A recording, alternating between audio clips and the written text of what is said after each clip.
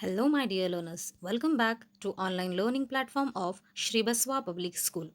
Today, I welcome you to another interesting session with an alien hand supplement reader where we are going to start another story which is called I Want Something in a Cage, chapter 6th. Yes, children, today's session where we are going to explore a story which is called I Want Something in a Cage, written by L.E. Grieve.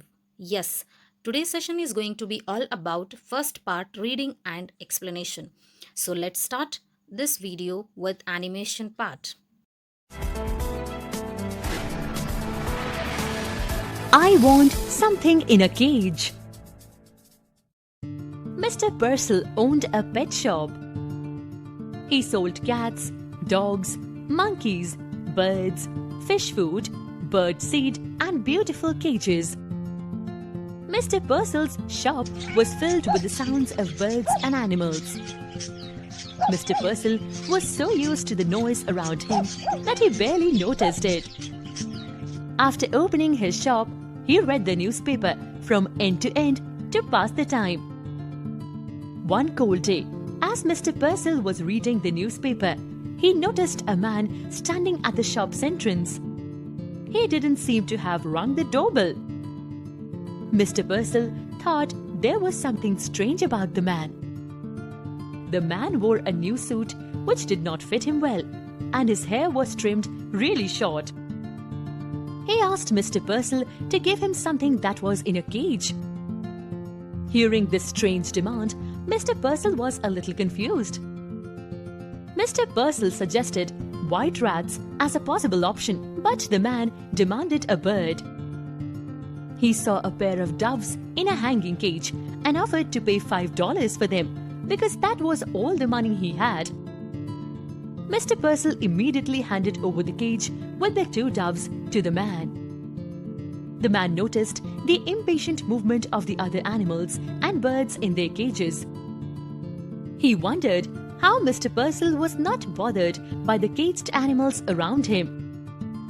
He told Mr. Purcell that he had done hard labor in prison for 10 years to earn the $5. He did not wait to listen to Mr. Purcell's advice on feeding and taking care of the birds. Instead, he stepped outside the pet shop and released the doves from the cage. He watched the two birds flying freely in the sky and walked away. Setting those birds free was his way of releasing the pent-up pain of being caged in prison for 10 long years. When Mr. Purcell saw the man setting the doves free, he felt insulted rather than realizing the smallness of his profession. So children, I hope you enjoyed the animated video of the chapter. So today's session, we are going to start a chapter, I Want Something in a Cage, where we are going to learn the importance of freedom. Yes, children, we are going to learn importance of freedom in this chapter where the freedom has given by a stranger to the birds. So let's start the chapter. In first part, we are going to cover these points.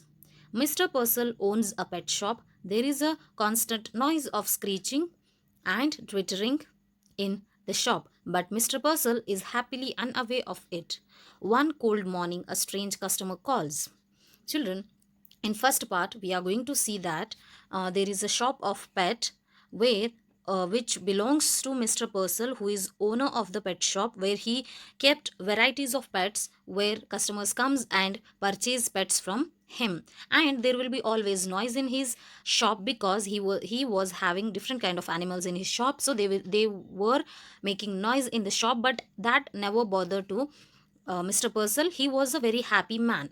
But one day in his life, something happened which he could not believe on his eyes. A strange incident which he is going to explain with us, which he is going to share with us. What was it? Let's see in today's session, children.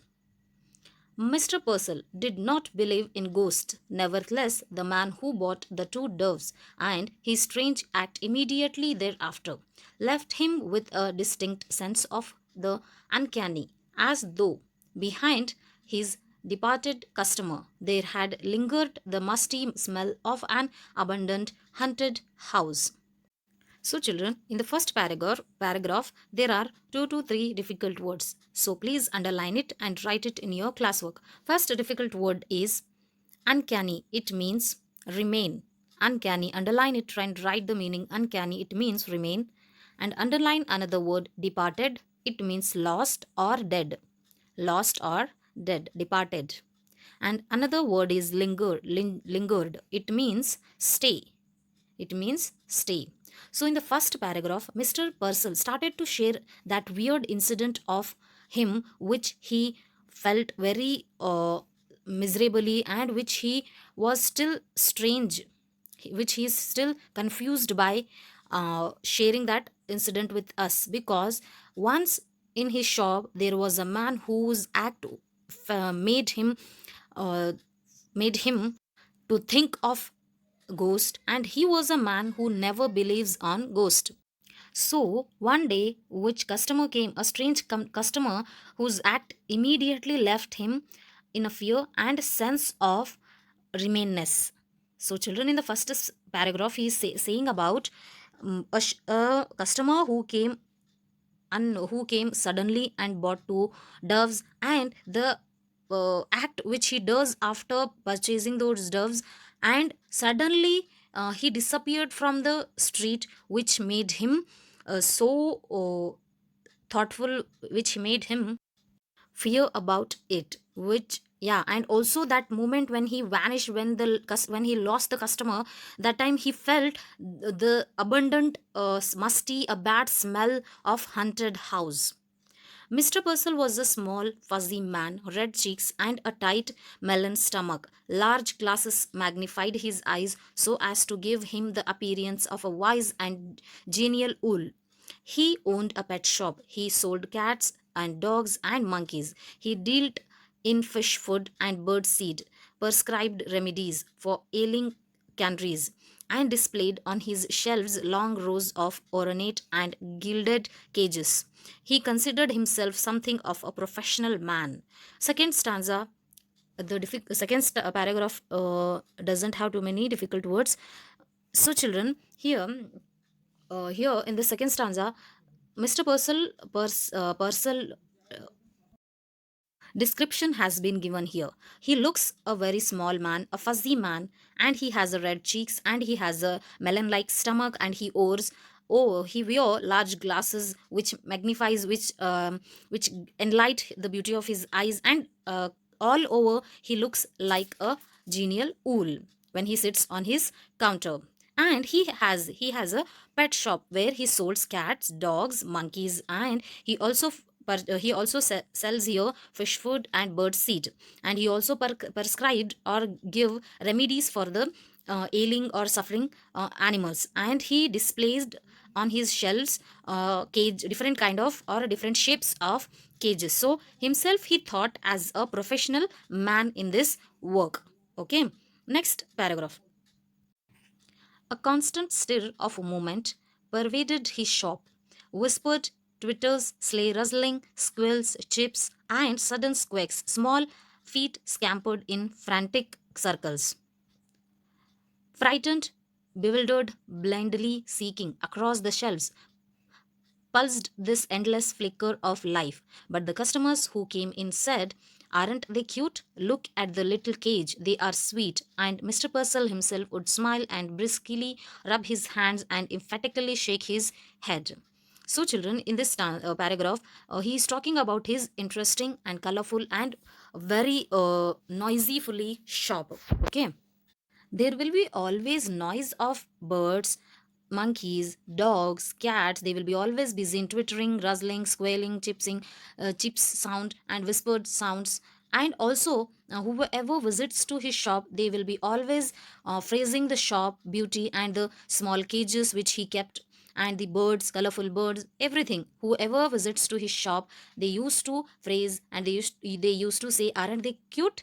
Yeah, so whenever they will be praising or describing the beauty of his shop and pets and cages, then he used to smile. He was enjoying it, and he was smiling himself and shaking his, yeah, head. Oh yes, yes. Next in the paragraph, each morning when the routine of opening his shop was completed, it was the proprietor's custom to perch on a high stool behind the counter, unfold his morning paper, and digest the day's news. As he read, he would smirk, frown, reflectively purse his lips, knowingly lift his eyebrows, not in grave agreement. He read everything, even advice to the Loveland and the detailed columns of advertisement. So, here in this paragraph, we are going to see the routine of Mr. Purcell when he opens the shop and when he how he ends the shop. So, complete day routine has been given in this paragraph. Every morning he comes to the shop and sit to his counter and read complete paper, that day paper. Not even he left a single line of the newspaper. Each and every line, each and every word will be digested by the Mr. Purcell, and especially they given here, he not even leaving the columns of Loveland, Lovebirds, or not advertisements.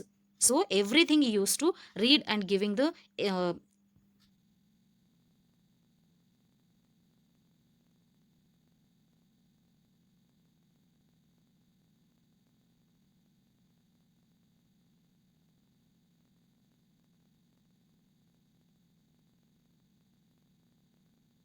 reading the each and every column of the newspaper.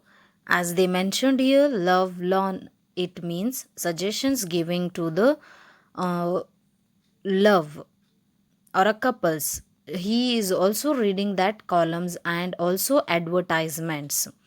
He not left a word, single word of the newspaper.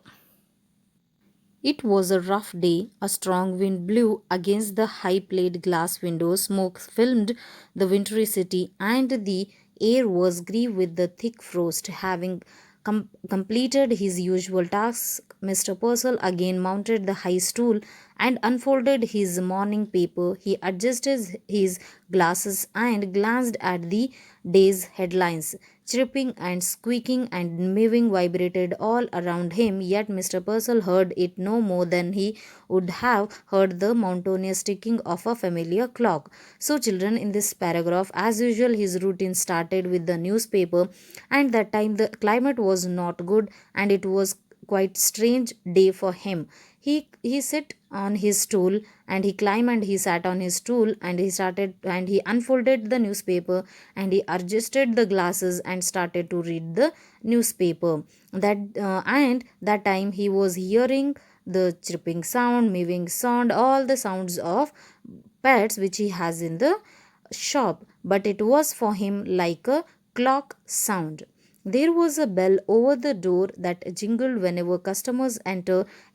This morning, however, for the first time Mr. Purcell could recall, it failed to ring. Simply they glanced up, and there was the stranger standing just inside the door, as if he had materialized out of the thin air.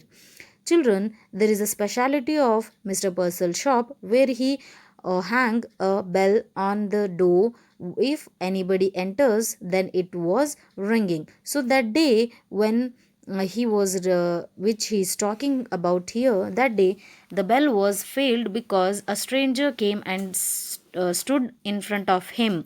When he glanced at him, he was shocked because every time the bell used to ring, but this time it was failed and it was looking like the man came in air.